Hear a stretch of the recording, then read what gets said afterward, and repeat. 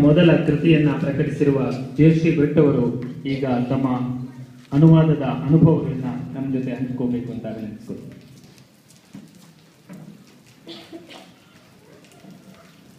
ನಮಸ್ಕಾರ.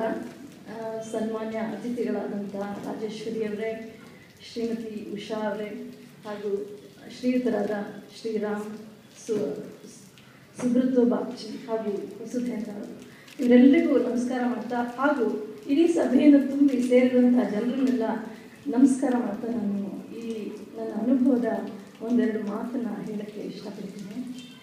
ಕಳೆದ 8 ವರ್ಷದಿಂದ ನಾನು ಸಿಂಗಪುರಲ್ಲಿ ವಾಸ ಮಾಡ್ತಾ ಇದ್ದೇನೆ. ಮೊದಲಿಗೆ ನನಗೂ ನಿಮಗೆಲ್ಲ ಅನಿಸಿದ ಹಾಗೆ ಚೀನಿಯರ ಬಗ್ಗೆ ಏನೂ ಗೊತ್ತಿರಲಿಲ್ಲ. ಲೀ ಕುನ್ಸ್ಕಿನ್ ಅಂದರೆ ಅದು ಹೆಣ್ಣೋ ಗಂಡೋ ಗೊತ್ತಾಗದೇ ಇರೋಷ್ಟು ನನಗೂ ಹೊಸ ಶಬ್ದಗಳೇ ಆಗಿತ್ತು. ಆದರೆ ಸ್ಲೋಲಿ ಅಲ್ಲಿ ಚೀನಿಯರ್ 80% ಚೀನಿಯರೇ ಇದ್ದಾರೆ ಸಿಂಗಪುರದಲ್ಲಿ. ಅವ್ರ ಜೊತೆಗೆ ನನ್ನ ಒಡನಾಟ ಸಹಜವಾಗಿ ಆಗ್ತಾ ಇದೆ. ಹಾಗೆ ಅವ್ರ ಬಗ್ಗೆ ನನಗೆ ಸಾಕಷ್ಟು ಮಾಹಿತಿನೂ ಸಿಗ್ತಾ ಹೋಯಿತು. ಮೊದಲನೇದಾಗಿ ನನ್ನ ಪಕ್ಕದ ಫ್ಲ್ಯಾಟಿನ ನನ್ನ ಸ್ನೇಹಿತೆ ಚೀನಿ ಮಹಿಳೆ, ಅವಳು ನನಗೊಂದು ಹೊಸ ವಿಷಯ ಹೇಳಿದ್ಳು. ತುಂಬ ಆಶ್ಚರ್ಯ ಆಯಿತು ನನಗೆ. ನಾವೆಲ್ಲ ಒಬ್ರನ್ನೊಬ್ರನ್ನ ಮೀಟ್ ಮಾಡಿದಾಗ ಇಂಗ್ಲೀಷ್ನಲ್ಲಾದರೆ ಹಲೋ ಹೌ ಆರ್ ಯು ಅಂತ ಕೇಳ್ತೀವಿ, ಹಾಗೆ ಕನ್ನಡದಲ್ಲಾದರೆ ಹೇಗಿದ್ದೀರಾ ಚೆನ್ನಾಗಿದ್ದೀರಾ ಅಂತ ಕೇಳ್ತೀವಿ. ಆದರೆ ಚೀನಿಯರು ಏನು ಹೇಳ್ತಾರೆ ಅಂದರೆ ಹ್ಯಾವ್ ಯು ಈಟನ್ ಅಂತ ಕೇಳ್ತಾರಂತೆ. ಅಂದರೆ ನಿಮಗೆ ಊಟ ಆಯಿತು ಅಂತ. ಇದೆಂಥ ವಿಚಿತ್ರ! ಇವರು ತುಂಬ ಹೊಟ್ಟೆಬಾಕು ಜನ, ಇವ್ರಿಗೆ ಸದಾ ಊಟದ್ದೇ ಚಿಂತೆ ಅಂತ ನಾನು ಅಂದ್ಕೊಂಡಿದ್ದೆ. ಆದರೆ ಅವ್ರು ಹೇಳಿದರು, ವಿವರಿಸಿ ಹೇಳಿದರು, ಇಲ್ಲ ನಮ್ಮ ಪೂರ್ವಜರೆಲ್ಲ ಚೀನಾದಿಂದ ಬಂದು ಇಲ್ಲಿ ನೆಲೆಸಿದವರು. ಚೀನಾದಲ್ಲಿ ಅಂಥ ಒಂದು ಬಡತನ ಇತ್ತು. ನಾವ್ಯಾರು ಹೊಟ್ಟೆ ತುಂಬ ಊಟ ಮಾಡಿದವರೇ ಅಲ್ಲ. ಯಾರು ಒಬ್ಬ ವ್ಯಕ್ತಿ ಊಟ ಮಾಡಿದ್ದಾನೆ ಅಂದರೆ ಅವ್ನು ಚೆನ್ನಾಗಿದ್ದಾನೆ ಅಂತ. ನಾವೀಗ ಬೇಕಷ್ಟು ಶ್ರೀಮಂತಿಕೆಯಲ್ಲಿ ಇದ್ದರೂ ಸಹ ನಾವು ವಾಡಿಕೆಯಲ್ಲಿ ಅದೇ ಉಳಿದುಬಿಟ್ಟಿದೆ ಅಂತ. ಇದು ನನ್ನ ಕಲ್ಪನೆಗೆ ಮೀರಿದ ಒಂದು ಬಡತನ.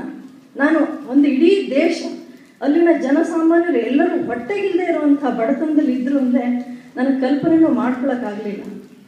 ಆಮೇಲೆ ಅಲ್ಲಿ ವಾಸ ಮಾಡ್ತಾ ಅಲ್ಲಿ ನನ್ನ ಮಗಳನ್ನು ಶಾಲೆಗೆ ಕಳಿಸ್ತಾ ನನಗೆ ಅವ್ರ ಒಡನಾಟ ಜಾಸ್ತಿ ಆದಾಗೆ ಅವರಲ್ಲಿ ಅನೇಕ ಒಳ್ಳೆಯ ಗುಣಗಳನ್ನು ನಾನು ಮೆಚ್ಕೊಳ್ತಾ ಹೋದೆ.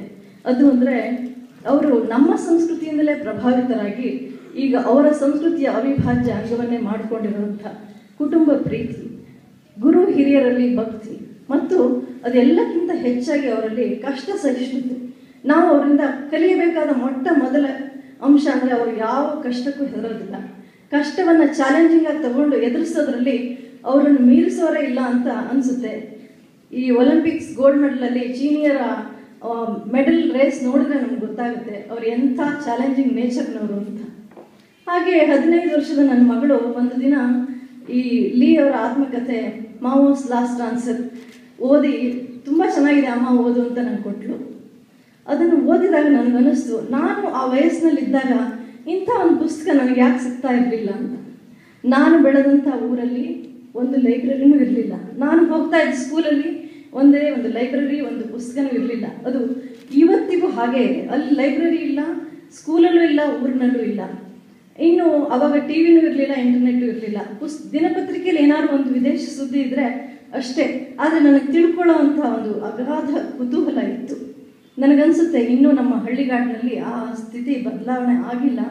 ಈಗಲೂ ನಮ್ಮ ಯುವ ಜನಾಂಗಕ್ಕೆ ಈ ಥರ ವಿದೇಶಿ, ಅದರಲ್ಲೂ ನಮ್ಮ ನೆರೆಹೊರೆಯ ದೇಶಗಳ ಜೀವನ ಚಿತ್ರಣ, ಅಲ್ಲಿನ ರಾಜಕೀಯ ಸಾಮಾಜಿಕ ಸ್ಥಿತಿಗತಿ ಏನೂ ಗೊತ್ತಿಲ್ಲ ಅಂತ.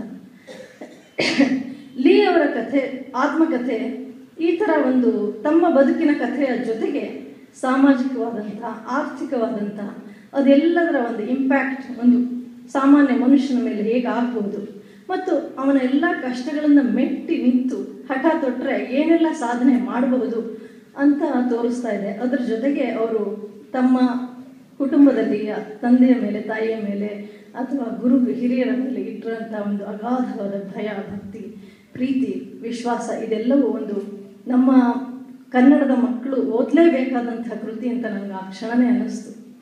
ಹಾಗೆ ವಸುಧೇಂದ್ರ ಅವರನ್ನು ಸಂಪರ್ಕಿಸಿ ಈ ಪುಸ್ತಕನ ನಾನು ಕನ್ನಡಕ್ಕೆ ಅನುವಾದ ಮಾಡಲ, ಯಾವುದೇ ಅನುಭವ ಇಲ್ಲದೇ ಇದ್ದರೂ ನಾನು ಅದೊಂದು ಸಾಹಸ ಮಾಡೋಕ್ಕೆ ಹೊರಟ್ಬಿಟ್ಟೆ.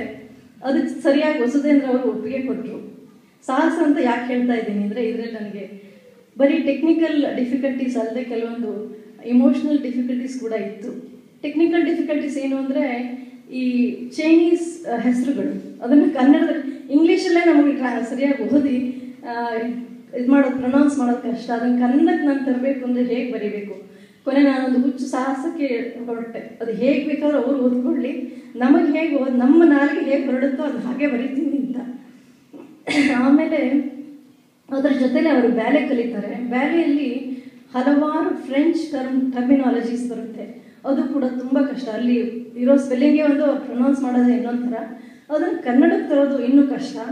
ಆದರೂ ಸಹ ಅದನ್ನು ನಾನು ಮಾಡಬಲ್ಲೆ ಅನ್ನಿಸ್ತು. ಆಮೇಲೆ ನಾನು ಮೊಟ್ಟೆನೂ ತಿನ್ನದೇ ಇರೋಂಥ ಪಕ್ಕಾ ಸಸ್ಯಾಹಾರಿ. ಆದರೆ ಲೀ ಅವರು ನಾನ್ ವೆಜ್ ಅವ್ರು ಹೇಳ್ತಾರೆ, ಚಲಿಸುವುದೆಲ್ಲವನ್ನೂ ತಿಂತೀನಿ ನಾನು ಅಂತ ಒಂದು ನಾನ್ ವೆಜಿಟೇರಿಯನ್ ಅವರು ತುಂಬ ಎಂಜಾಯ್ ಮಾಡ್ಕೊಂಡು ಹಂದಿ ಮಾಂಸದ ಪ್ರಿಪರೇಷನ್ ಬಗ್ಗೆ ವರ್ಣನೆ ಮಾಡಿದರೆ ಅದು ನಾನು ಕನ್ನಡದಲ್ಲಿ ಟ್ರಾನ್ಸ್ಲೇಟ್ ಮಾಡಬೇಕಿದ್ರೆ ನನಗೇನೋ ಒಂಥರ ಮುಜುಗರ ಆಗ್ತಾ ಇತ್ತು. ಆದರೆ ಅದು ನಮ್ಮ ಓದುಗರಿಗೆ ಗೊತ್ತಾಗಬಾರ್ದು, ಆ ಥರದಲ್ಲಿ ನಾನು ಬರೀಬೇಕಿತ್ತು. ಈ ಥರ ಎಲ್ಲ ಭಾವನಾತ್ಮಕವಾದ ಚಾಲೆಂಜಿಂಗ್ ಕೂಡ ಇತ್ತು. ಆದರೆ ಅದನ್ನೆಲ್ಲನೂ ನಾನು ತುಂಬ ಎಂಜಾಯ್ ಮಾಡಿದೆ. ಅನುವಾದ ಒಂದು ನನ್ನ ಹೊಸ ಪ್ರಯತ್ನ. ನನ್ನದೇ ಸ್ವಂತ ಆರ್ಟಿಕಲ್ಸ್ ಅಥವಾ ಸ್ಟೋರೀಸ್ ಮುಂಚೆ ಬರೆದಿದ್ದೆ, ಆದರೆ ಅದೆಲ್ಲಕ್ಕಿಂತಲೂ ತುಂಬ ಡಿಫ್ರೆಂಟ್ ಆದಂಥ ಒಂದು ಎಕ್ಸ್ಪೀರಿಯೆನ್ಸು ಅನುವಾದ. ನನಗೆ ಮಾಡೋದಕ್ಕೆ ನನಗೆ ಸಾಧ್ಯ ಇದೆಯೋ ಇಲ್ಲೋ ಅಂತಲೂ ಗೊತ್ತಿರಲಿಲ್ಲ. ಆದರೆ ಅದು ತುಂಬ ಸರಳವಾಗಿ, ಹೂವೆತ್ತಿದಷ್ಟು ಸುಲಭವಾಗಿ ಆಗೋಯ್ತು. ಹೇಗೆ ಗೊತ್ತಿಲ್ಲ, ಆದರೆ ಅದಕ್ಕೆ ವಸುಧೇಂದ್ರ ಅವರ ಸಂಪೂರ್ಣವಾದ ಬೆಂಬಲ ಕೂಡ ಇತ್ತು. ಅವರಿಗೆ ನನ್ನ ಧನ್ಯವಾದಗಳು. ಹಾಗೆ ನನ್ನೆಲ್ಲ ಕೆಲಸಕ್ಕೂ ಬೆಂಬಲವಾಗಿ ನಿಂತ ನನ್ನ ಪತಿ ಶ್ರೀ ಚಂದ್ರಹಾಸ್ ಅವರಿಗೆ ನನ್ನ ಧನ್ಯವಾದಗಳು. ಹಾಗೂ ಮಂಗಳೂರಿಂದ ಇಲ್ಲಿಗೆ ನನಗೆ ಪ್ರೋತ್ಸಾಹ ಕೊಡಬೇಕು, ನನ್ನ ಈ ಮೊದಲ ಪುಸ್ತಕ ಬಿಡುಗಡೆಗೆ ಬರಬೇಕು ಅಂತ ಬಂದಿರೋಂಥ ನನ್ನ ತಂಗಿ ಪದ್ಮಜ ಹಾಗೂ ಅವಳ ಪತಿ ಶ್ರೀ ಉಮೇಶ್ ಅವರಿಗೆ, ಮತ್ತು ಬಂದು ಸೇರಿರುವಂಥ ನಾನು ಕನ್ನಡ ಪುಸ್ತಕ ಬಿಡುಗಡೆ ಹೇಗಿರುತ್ತೆ ನನಗೆ ಗೊತ್ತೇ ಇರಲಿಲ್ಲ. ಇಷ್ಟೆಲ್ಲ ಜನ ಬಂದಿದ್ದೀರಾ, ನನಗೆ ತುಂಬ ಸಂತೋಷ ಆಯಿತು. ನಿಮಗೆಲ್ಲರಿಗೂ ಹಾಗೂ ಈ ಪುಸ್ತಕದ ಬಗ್ಗೆ ತುಂಬ ಚೆನ್ನಾಗಿ ನಾನೇನು ಅಂದ್ಕೊಂಡಿದ್ದೆ, ನನ್ನ ಆಶಯಗಳೇನು ಅದನ್ನು ತಮ್ಮ ಧ್ವನಿಯಲ್ಲಿ ಹೇಳಿದಂಥ ಶ್ರೀಮತಿ ಉಷಾ ಅವರಿಗೆ ಮುಖ್ಯವಾಗಿ ನಾನು ವಂದಿಸ್ತಾ ನನ್ನ ಮಾತನ್ನು ಮುಗಿಸ್ತೀನಿ. ಮೇಡಮ್ ಅವರಿಗೆ ರಾಜೇಶ್ವರಿ ಮೇಡಮ್ ಅವರು ಮತ್ತೊಮ್ಮೆ ವೇದಿಕೆಗೆ ಬಂದು ಒಂದು ಮೆಮೆಂಟೋವನ್ನು ಕೊಡಬೇಕು ಅಂತ ವಿನಂತಿಸಿಕೊಳ್ತೇನೆ. ರಾಜೇಶ್ವರಿ ತೇಜಸ್ವಿ ಅವರು ದಯವಿಟ್ಟು ವೇದಿಕೆಗೆ ಬರಬೇಕು. ಸಮಾರಂಭದ ಕೊನೆಯ ತನಕ ಅವರು ವೇದಿಕೆಯಲ್ಲಿ ಇರಬೇಕು ಅಂತ ನನ್ನ ಆಸೆ ಕೂಡ.